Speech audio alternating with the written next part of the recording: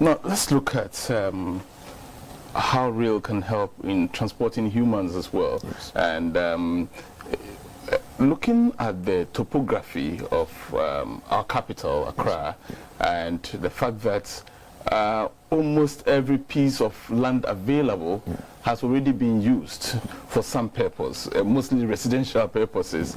I'm just wondering, is it possible that in the future we could ever have underground rail systems in this country? I will probably not advise for underground because, and also I think, I'm not entirely certain, but someone can correct me on that. I think Accra is below sea level also, so you can't really create tunnels. And it's very, very expensive to create tunnels. It's a very, to bore tunnels, it's very, if you look, Crossrail has got a video, maybe you can Google it and see how they bore their tunnels. It's a very, very expensive thing to do. But metros can be introduced into Accra as part of our future. Metros? Yeah, metros can be introduced. What's that? So metro lines they are not underground. So those are the ones that run on the surface. So if you go to like Dubai, you see their metro lines running between like malls and all that. Yes, it's something similar to the DLR, the Docklands Light Railway. How friendly are trains to the economy, to the environment? They are quite friendly because that has to be considered environmental friendly. Hence why we say HSE, health, safety, and environment. The environment has to be considered.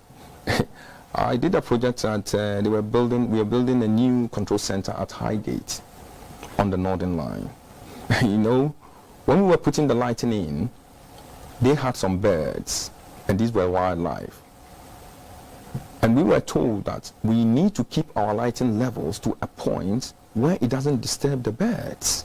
So you see, as part of the design, when you are doing a railway design, there are so many things that you have to consider. It's not just you go and you bank something on a paper and you give it to somebody to go and construct. From the concept, when you even start thinking about what you need, you have to think about health and safety of the people, the environment. You should be thinking about how it's going to be operated, how it's going to be maintained. So all these processes have to be considered from at the front end. You don't wait until you get to construction or when you construct it and then you say, oh, this is how we are going to maintain it. It is wrong. So everything has to start from even the planning stage.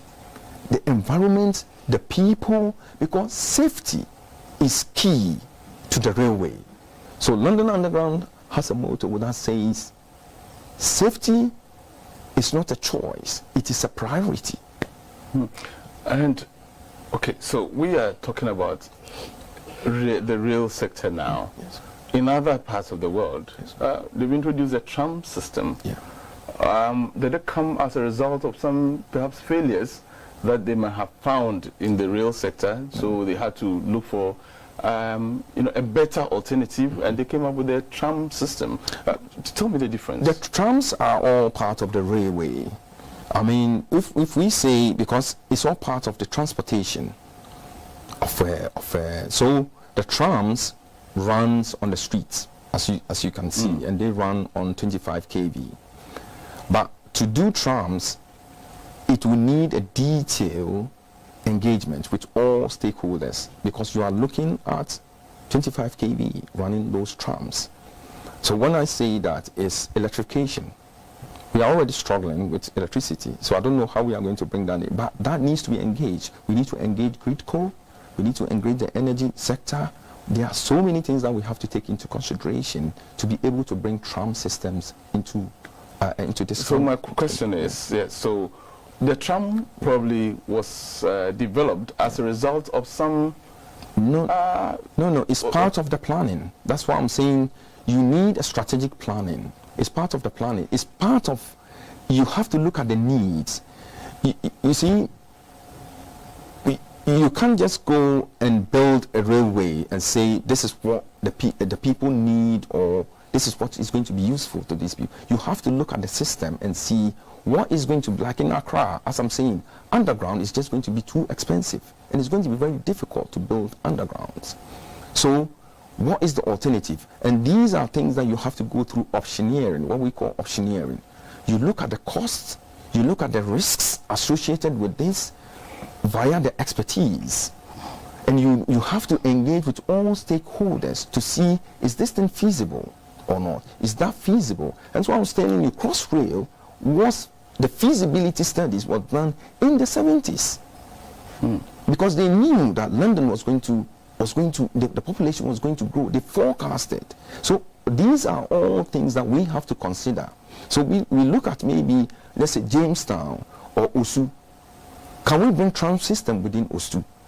So it's something that it has to be planned. It's part of the strategic planning. So it's not something that you can just come up and say, oh yeah, because in Geneva they've got tram systems, we need to put tram systems in Ghana. No, we have to look at our own needs, what is needed within that particular time, and also we consider the population, how the population is going to grow in the future, to be able to implement all these things into the system. And just before we draw the curtains on the conversation, do we have any examples from Africa, the so-called third world, Yes. Where they used to be in our kind of situation, and with the introduction of technology and experts like yourself, they've been able to shoot up to a level that we can call appreciable? Do we have any such examples? Oh yes, I think the perfect example is Ethiopia. Ethiopia is a perfect example. And they've now even got railway universities. They've got railway universities training their people. You see, the main focus should be how we train our local contents. So when we were even coming, we're already engaging with locals, because we want to share the knowledge that we have. If you don't share the knowledge, the system, the network is not going to work. How long did it take Ethiopia to transform the sector? I wouldn't be able to tell you, because if I say anything, then I would be conflict. But I know Ethiopia now have got a good railway system. Okay. And they are now trying to educate and also make their own people expertise through accreditation within the railway industry to continue what they've already started. So there's continuity. Maintenance will be continuous, everything will be continuous. I'm asking that question because I wanted to ask you a personal question. Okay. That if I want to invite you back here, Yes. so that we have another conversation Yes. on the rail sector, Yes. but this time not looking at the challenges, Yes. neither are we going to look at the way forward. Yes. We're going to look at the current situation, and I'm expecting that the current situation at that time Yes. would be that we now have a sector that we can be proud of, that we can boast of. Yes. How long would it take for me to give you that kind of invitation? Look, I was actually meant to go back to UK yesterday. I was meant to fly back, but I had to cancel my flight because of this interview. So if you want to, I'm very passionate. My team are passionate. They are ready to move. They want to come back and support the ministry. What we saw from our dialogue with Honorable Jogate, what we saw in London, look, our meeting was meant for 2 hours in London when Deputy Minister Ejenim Boateng came to London with one of the technical directors to meet us. The program was for only 2 hours because we had to do a presentation. We sat there till 12 midnight, and part of the program was after the meeting we were going to have something to eat.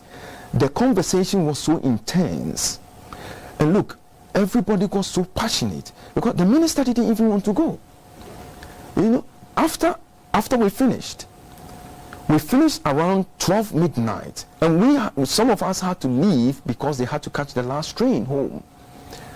I got home nearly about 2:30 in the morning because I had to get a taxi from Waterloo up to Shortlands.